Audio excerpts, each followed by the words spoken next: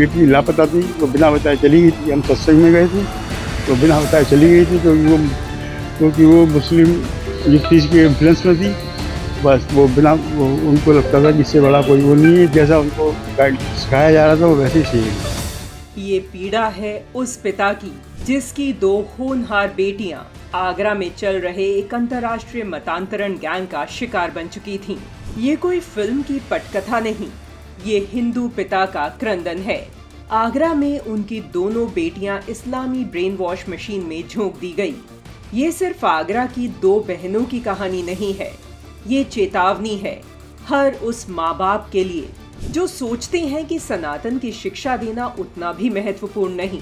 पढ़ाई में अव्वल बेटियां एक कट्टरपंथी गिरोह के संपर्क में आकर कैसे अपनी पहचान तक खो बैठी, ये कहानी दिल दहला देने वाली है।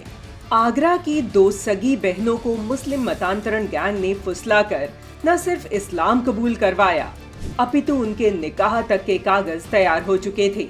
बड़ी बहन एमफिल कर चुकी थी, पीएचडी की तैयारी में थी, मगर कश्मीर की एक लड़की साइमा उर्फ खुशबू ने ऐसा ब्रेन वॉश किया कि वो अपनी ही माँ से कहने लगी, इस्लाम कबूल कर लो। हिंदू धर्म में बहुत देवता हैं, मुस्लिम में तो सिर्फ एक अल्लाह है जो बरकत देता है। एक संदेश है देश की समस्त माता पिता और बेटियों को, जो इसका हम क्या है, इस तरह के दरिंदों से दूर रहे, इन दरिंदों के हमेशा सतर्क रहे, वो अपने धर्म का ज्ञान अपने धर्म के प्रति बताता रहे, क्योंकि हमारी समय एक ऐसा होता है नौकरी का और उसका, जिससे कि उसका हम इतना समय नहीं दे पाते। स्कूल में बच्ची उठते आती हैं, शाम को आके थक जाती है, सो जाती है। अपने इसके लिए हम ज़्यादा से ज़्यादा अपनी बेटियों को, अपने बेटों को उसके बारे में अपनी शिक्षा प्रदान करें। और मेरा ये को मानना और है कि एक पुस्तक एक ऐसी है, Satyarth Prakash, the light of truth, इसको समस्त देशवासियों को पढ़नी चाहिए। पीड़ित पिता हर माँ बाप से अपील कर रहे हैं, बेटियों बेटों को अपने धर्म से जोड़िए, सनातन की महिमा बताइए, समय दीजिए, सत्यार्थ प्रकाश जैसी पुस्तकें पढ़ाइए, नहीं तो ये मतांतरण के दरिंदे आपका सब कुछ छीन लेंगे।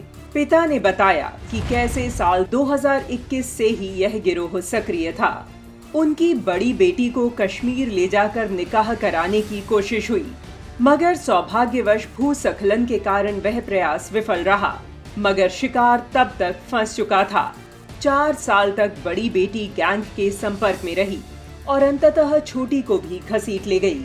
पुलिस की लापरवाही का आलम यह था कि 24 मार्च 2025 को गायब हुई बेटियों का अपहरण केस 41 दिन बाद दर्ज हुआ, मगर जब डीजीपी स्तर पर मामला पहुंचा, तब जाकर 7 टीमें गठित हुईं और अंततः पुलिस ने 10 आरोपियों को गिरफ्तार किया।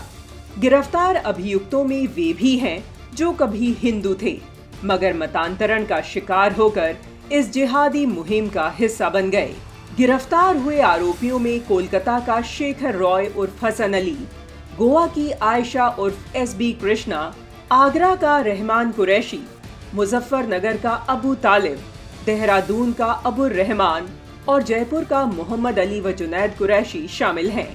ये कोई फिल्म नहीं, ये द केरल स्टोरी का हूबहू दोहराव है।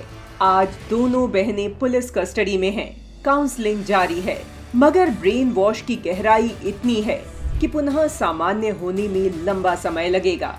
अब सवाल यह है, क्या ये सिर्फ एक पिता की लड़ाई है, या अब समय आ गया है कि पूरा समाज जाग जाए और सनातन की संतानों को कट्टर मजहबी चुंगल से बचाए।